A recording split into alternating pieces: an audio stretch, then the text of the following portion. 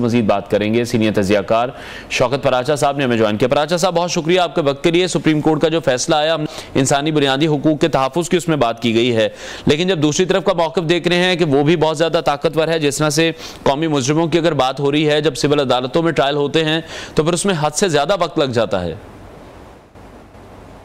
ये आपने दुरुस्त कहा, हमारा जो इंसाफ का निज़ाम है उसमें बहुत डिलेज हैं, और ख़ुद माजी के चीफ जस्टिस साहिबान भी और अब वाले भी, इवन जस्टिस काजी फायजी साहब ने जब पहले दिन फुल कोर्ट हेयरिंग की थी उस प्रोसीजर एंड प्रैक्टिस एक्ट की, तो उन्होंने भी कहा था कि इस एक दिन में 1000-2000 केसेस और बढ़ जाएंगे, यानी बैकलॉग बहुत ज़्यादा है। बट बैकलॉग के होते हुए जो पॉलिटिकल मामलात हैं वो ज़्यादा डोमिनेट कर जाते हैं, पॉलिटिकल मामलात पर ही कोर्ट उलझ जाती है। जस्टिस अतर मिनल्ला साहब जब chief justice Islamabad high court थे तो उन्होंने बहुत ज़्यादा कोशिश की थी कि जो पॉलिटिकल मामलात हैं उनको और ना टेकअप किया जाए और वापस भेजा जाए। उनकी आपको याद है कोटेशन भी होती थी कि पार्लियामान के मामलात, सियासी मामलात के हल के लिए पार्लियामान का फोरम है, लेकिन जब बिल्कुल ही तसादुम की सूरत हाल पैदा हो जाए, मामलात आगे बढ़ने की बजाय रुक जाएं, तो आईनी मामलात तो कोर्ट को देखने होते हैं। इन आईनी मामलात को देखते हुए कोर्ट फिर ऑब्जर्वेशन भी देती है, कोर्ट अपने फैसले भी देती है, और बहुत सारे फैसले एक प्रेसिडेंट्स यानी अदालती नज़ीरों के तौर पर भी इस्तेमाल किए जाते हैं, और यही सूरत हाल अब भी हमारे सामने है। ठीक है पराचा साहब, पाकिस्तान तहरीक इंसाफ के चेयरमैन आप क्या समझते हैं, उन्होंने तहरीक इंसाफ को सियासी पार्टी से प्रोपेगेंडा पार्टी में क्यों तब्दील किया?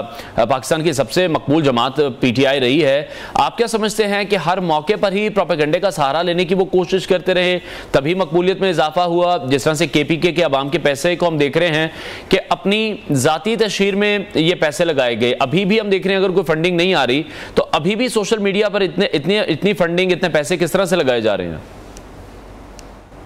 ये तो बड़ा मामूली सा फंड है जो सामने आया है। ये प्रोपेगेंडे का एक छोटा सा एलिमेंट है जो सामने, और मजे की बात ये है कि कल दो साहिबान को मैं सुन रहा था, एक साहिबा एक साहिब को, यानी डॉक्टर फिरदौस आशिक अमान साहिबा भी शिकायत कर रही हैं और फयाज चौहान साहब भी शिकायत कर रहे हैं कि सोशल मीडिया का गलत इस्तेमाल किया गया।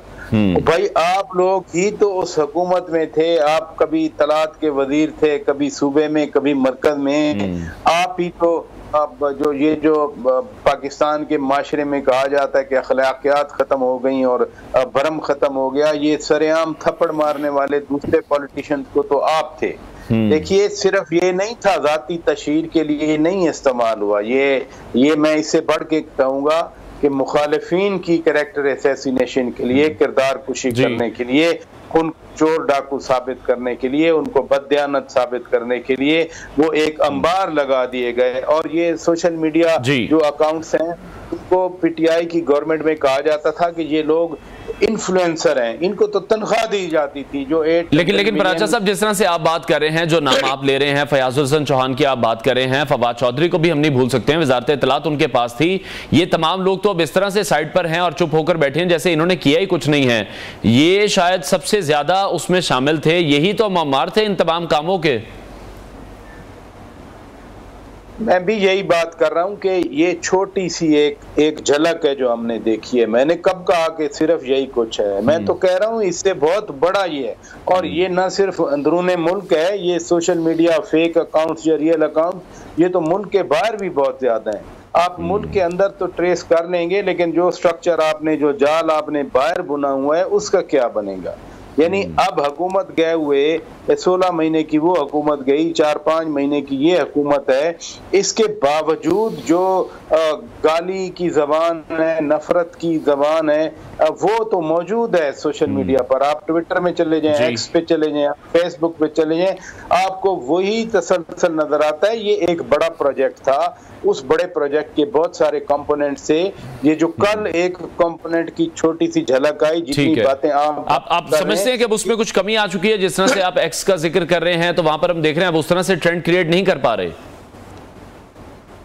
क्योंकि एक तो सरकार के पैसे अब यूज नहीं हो रहे, बाकियों को तो miss use of authority, miss use of funds पे 2-2 साल 3-3 साल अंदर किया गया। तो ये वाली चीजें, अब एक चीज सामने आया है, अब मैं तो इंतजार कर रहा हूं कि इसका अगला स्टेप क्या होगा। वो कौन कौन से ऐसे एलिमेंट्स हैं जिनकी कभी एक ऑडियो कॉल भी पकड़ी गई थी, जो इनके आईटी के एक्सपर्ट थे और वो हदायत दे रही थी मोहतरमा कि आप ये करें, इसका एंगल ये करें, सीधा सीधा मुल्क की सलामती के ऊपर मुल्क से गद्दारी का आप सर्टिफिकेट जारी कर दें कि ये मुल्क के साथ गद्दारी की गई है। तो इस मुल्क के साथ इन गुज़श्ता 10-12 सालों में बड़ा भयानक खेल खेला गया है, जिसका एक कंपोनेंट ये था। अब तो एविडेंस भी आ गई कि कितने डेवलपमेंट से पंजाब की कोई सड़क सलामत नहीं रही थी। पंजाब की किसी एक मोटरवे से हट के आप जहां भी उतरे, पंजाब तबाही का निशाना बना हुआ था। लेकिन पराचा साहब, आप क्या समझते हैं, अभी जिस तरह से पाकिस्तान तहरीक इंसाफ की जो मरकजी क़यादत है हम देख रहे हैं वो साइड लाइन हो चुकी है, कुछ लोग जेलों में मौजूद हैं, किसके खिलाफ केसेस चल रहे हैं, तो वो लोग अगर अभी साइड पर बैठे हैं तो अब इन तमाम चीज़ों को कौन लीड कर रहा है? अभी भी कोई मास्टरमाइंड है? जिस तरह से फ़लस्तीन का भी ऑनगोइंग जो सिचुएशन है उसको रिलेटेड किया जाता है पाकिस्तान तहरीक इंसाफ के साथ कि जो फ़लस्तीनियों के साथ हो रहा है, गजा में जो लोगों के साथ हो रहा है वो यहाँ पाकिस्तान तहरीक इंसाफ के लोगों के साथ किया जा रहा है। तो अभी भी जो प्रोपेगेंडा है अभी भी मिसगाइड तो वैसे ही कर रहे हैं। मैंने बताया ना कि कुछ तो मुल्क के अंदर थे लेकिन इनका नेटवर्क बाहर था, कनाडा में, अमेरिका में, बरतानिया में, यूरोप में। अभी बरतानिया की सड़कों पे क्या होता है जब भी इधर, अब तो खैर मियां नवाज शरीफ आ गए, जब उधर थे जो भी मिलने जाता था क्या करता था?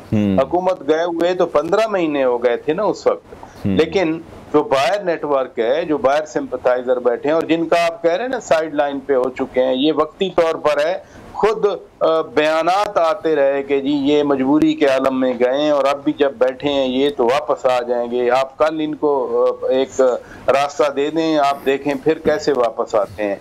क्योंकि जो लोग इस सारे स्ट्रक्चर में मुलव्वस थे, स्ट्रक्चर तो इंटैक्ट है ना, एक कानूनी उनको समझाई हुई है। जो पेट्रनेज स्टेट देती थी वो अभी स्टेट की पेट्रनेज खत्म हो गई। इन्होंने कहा कि चलें हम जरा किनारे पे बैठ जाते हैं, जो भुगत के आएंगे उनको भी तो इलेक्टेबल्स की जरूरत होगी, उनको भी पार्टी बनने की जरूरत होगी, उनको भी लीडर्स की जरूरत होगी। तो ये अभी वो बात नहीं है कि ये खत्म हो चुका, स्ट्रक्चर टूट गया। ये स्ट्रक्चर टूट गया होता तो अभी जो सोशल मीडिया पे हम देखते हैं जो उनका मेन ऑर्गन है वो तो अपनी जगह बरकरार है। ठीक है। अच्छा, नवाज शरीफ से मुतालिक बात कर लेते हैं। एक तरफ मौक़िफ़ हम ये देख रहे हैं सामने आ रहा है कि सजा याफ्ता शख्स के लिए जो जमानत का तस्वुर है वो नहीं है, दूसरी तरफ ये भी हम सुन रहे हैं कि ये तो रूटीन का मामला है। आप इसको किस तरह देख रहे हैं? प्रेसिडेंट तो हमारे अपने अदालती निज़ाम में, इंसाफ के निज़ाम में मौजूद है। मसलन इसहाक डार साहब जब तशरीफ ले आए थे वो भी इसी तरह आए थे, उन्होंने इसी तरह से प्रोटेक्टिव बेल ली थी और फिर सरेंडर किया था जाकर। उनकी प्रॉपर्टी भी, आप लाहौर में बैठे हैं, आपको याद होगा उनका घर जब्त किया गया और उनके घर में, उनके खानदानी घर में, उनके अपने घर में वो लंगर खाना खोल दिया गया था। वही अदालती अमल के जरिए वो सारा रिवर्स हुआ। अब भी मियां साहब ने भी तो अपनी प्रॉपर्टी के लिए कल परसों एक एप्लीकेशन दायर कर दी है। तो अदालत का मामला है, उन्होंने अदालत में सरेंडर किया है। अदालत ने उनका राइट टू बेल पेंडिंग रखा हुआ था, क्योंकि जब दो को एक्यूज्ड को बेल मिली थी, केस खत्म हुआ था, तो उसी केस में इनका right to appeal was kept pending के जब वापस आएंगे वो आकर अदालत में सरेंडर करें, अपने आप को पेश करें, अदालत अपना रास्ता निकालेगी। तो अब भी मैं कहता हूं तनकीद भी करें आप या आप कोर्ट की तारीफ करें, लेकिन मामला कोर्ट में है, फैसला भी कोर्ट ने करना है। ठीक है।